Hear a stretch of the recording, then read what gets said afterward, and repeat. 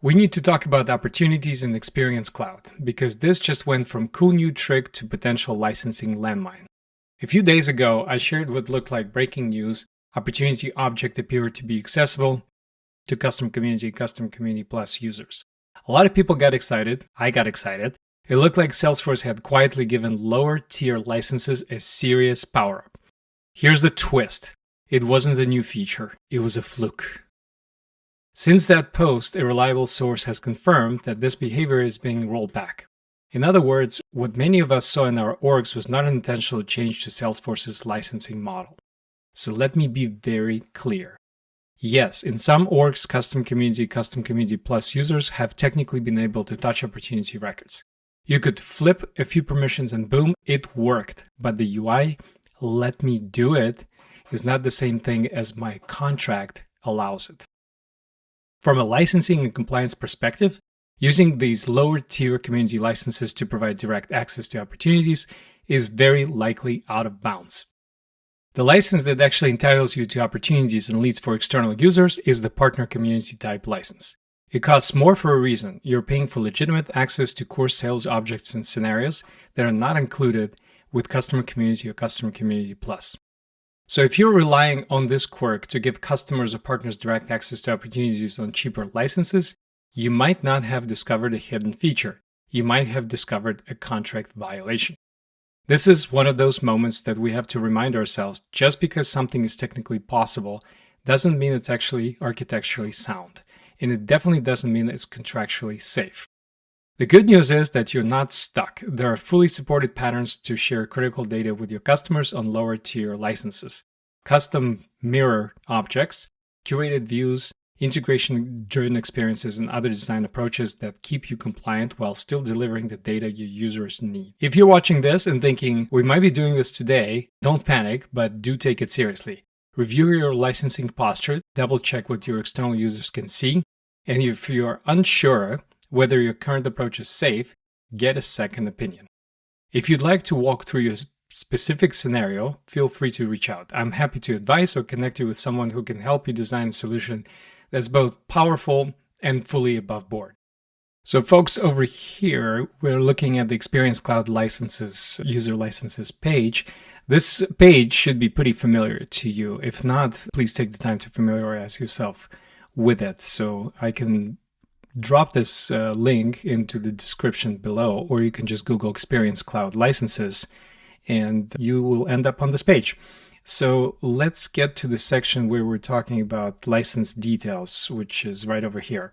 The way you would read this is, of course, here's the license name itself, and we want to focus on these three. So this will be, if we count the columns 1, 2, 3, so starting with 3, 4, and 5. So 3, 4, and 5, just kind of keep that in mind. On the left-hand side, we'll see the various objects. So if we're looking at 3, 4, and 5, again, what is on the extreme right, it would be a channel account license. That's something for something completely different, not for customers, but for resellers. So 3 and 4 are conspicuously absent. That means the customer community license and the customer community plus license do not get access to opportunities. And the same thing with leads. So this is something where I'm looking at this page on Tuesday, December 23rd, so basically 2 days before Christmas in the United States. And this is the current state of affairs when it comes to access to opportunities and leads for customer community plus licenses. And what I will show you is a video that was recorded just a few days ago, which I thankfully did not have a chance to post, but now I absolutely will, just to show you that this was a time capsule, if you will. And I am happy I got a chance to record the video when this page in fact showed that the opportunities were available for those customer community plus licenses. So happy research, and well, I'm glad we caught this one before things really got out of hand. Hello everybody, my name is Svet Voloshin, Lucid CTA. We're here to talk about the new and exciting development which quietly slipped under almost everyone's radar, even mine. The highly important opportunity object is now available for Customer Community and Customer Community Plus Experience Cloud licenses. This is huge. So who should care about this? Well, if you're watching this, then obviously you. Customers will save money. Salesforce Pros needs to be able to stay up to date and advise your customers accordingly. CTA Review Board candidates, you can't pass without knowing this stuff cold. How did all of this start? Let's break it all down. This LinkedIn post came from my fellow CTA Martin Hupolik, who hails from Prague, Czech Republic. CTA level question. You have external users who need to be able to use opportunities and opportunity line items, and they also want to report on their opportunities, see summary of sales price by products, etc. Which license would you propose and what would be the solution design? So as you can see, there are 8 comments over here, and I'm one of them, but I wasn't the first one to post. And so I said, well, of course, partner community, although you can create custom objects, replicate the data bypassing opportunities. A lot of people do this, but this will likely violate the terms of service. So that is true. I just wanted to point it out there because I otherwise would be misadvising people. So it's not something that I necessarily advise doing, but sometimes there's just no other way. And it's one of those things that sometimes is necessary evil that we end up living with. So this answer, I didn't really have to think about this because this is something that's kind of hammered into your brain after years of preparing for CTA Review Board and practicing and actually building and implementing Salesforce. I got a text message. Actually, I got a Slack message from a friend of mine, Arun. And Arun is a fellow CTA as well. And so we've been in touch in recent months. So he just recently became a CTA, so he's really up to date on the latest developments. So he told me, it's like, actually, now the Customer Community and the Customer Community Plus licenses get access to the opportunity object as well. And I couldn't believe what I was reading, so I had to check it out. And he said, well, if you don't believe me, not that I didn't, just take a look at the documentation. So he sends me to this page that looks like just any other Salesforce documentation page, and buried in there. So if you know how to read this, so you look at opportunities. So it's easy to miss, right? So here's opportunities over here. And what does this all mean? So let me break it down for you. And he said, not only is it in the documentation, because documentation can be wrong, and it has been wrong many times when it came to Salesforce and other systems as well, to be fair. But he said that his team and him, they tested it. They say it works. So the way to read this is, first, you want to see the heading. These are licenses for external users, Customer Community Plus, Partner Community, and then the other ones that are not used that often. So you scroll down, and then you scroll down some more, and then you scroll down some more, and finally you get to the license details section. So here's the license name and SKU name. This is less important for us, but license name, these two are the most important ones for us for the purposes of this discussion, because previously it was only the Partner Community license that would get access to the opportunities, which would be a very important differentiating factor between purchasing anything else versus a Partner Community license. So if your customers needed access to the opportunity object, then that's absolutely what they had to have. And let's say your customers are also your channel partners, so they need to be able to register deals, etc. They would need a Partner Community license. So, but what if your use case is such that, yes, your customers need to be able to see opportunities because you need to collaborate on them, what have you, but they are not resellers of your product, anything like that. So basically, you would only go with the Partner Community license, but now you can go with the Customer Community Plus. There's, of course, a big difference between the Customer Community license and these other two, because there is no advanced sharing, there's no reports, dashboards, there's just very few things that you can do with it, but it scales like crazy. It scales up to 100 million records. So now Customer Community Plus gives you advanced sharing. It also gives you reports and dashboard, but it did not give you opportunities. Well, now it does. So the question is then, how do we, thread this needle? How do we choose between the Customer Community Plus and Partner Community License? Well, there's probably going to be a separate video on this, deeper dive. But here I'm just going to show you that we need to focus on this column 3 and column 4. And if we scroll down, then it's easy to miss. So we have column 1, which is the heading. This is 2, there's nothing here. Column 3, column 4. And then now we've got 5 as well. So this is the Partner Community and the Custom Community Plus. So Partner Community, Custom Community Plus, and Customer Community. Read, create, and edit.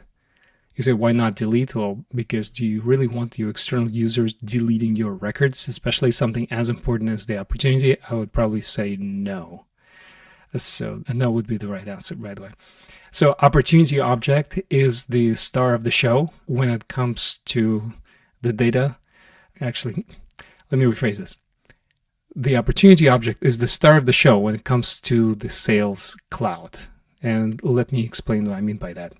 So over here, this is my favorite mock, which would be United Bank. So what we're selling here are financial accounts. So we're selling loans. And so we've got the opportunity object right here that's owned by the branch staff. So you as a customer, you walk in and you want to, sign up for a loan. So they create an opportunity. So that could be something that the customer signs up for, and they end up taking a loan, and that's how the bank makes its money. So this is the object that I'm talking about. So next to opportunities, so we have the opportunity line items, of course, that are linked to the product, price book entry, and of course, price book. So the way you would show this on a CTA mock, so I'm kind of jumping around between the actual practical opportunity use and the CTA, because this is really the CTA focused channel. If you're a CTA Review Board candidate and you're sitting for the CTA Review Board, you will be showing one of these artifacts. So which is the actors and licenses. And here you will be required to show your internal users right over here and external users. So in this case, I've got third parties are external users and they get Partner Community License and a justification for that. So for this particular case, I am justifying that they need access to leads for inside sales activities, and then I want to place them into the hierarchy. So basically, I will need to have advanced sharing enabled for them. So opportunities does not necessarily enter the equation over here. And then I would show the role hierarchy and basically show where they would fit in, which would be right here within the role hierarchy, as opposed to the customers that use the Customer Community License. So this is kind of a big deal in the Salesforce world. It's even a bigger deal when it comes to the CTA Review Board, because I would say this is the biggest development in the past 5 years when it comes to the preparation for the review board. So licenses is actually one of the first things that you learn. And at first, as you start out as a CTA candidate, you're thinking, okay, why do I need to worry about this? Why do I need to know about licenses? It's usually something that is covered by the account executive from Salesforce. When I show up, licenses are already pre-selected and so on and so forth. They still need to know it because you need to be able to advise your clients. If the license mix is wrong, you will be restricted as to what things you can do, etc. And you just will not be able to do as good a job when it comes to the implementation of the actual project that you're entrusted with. So before, it used to be automatic. If you see anything about the opportunity and the customer needs to be able to access opportunities, you just give them the Partner Community License and you just move on, right? And if you get that wrong, then obviously your credibility is going to be called into question by the judges, and it'll be very difficult, if not impossible, to pass. But in this case, it kind of complicates things a bit.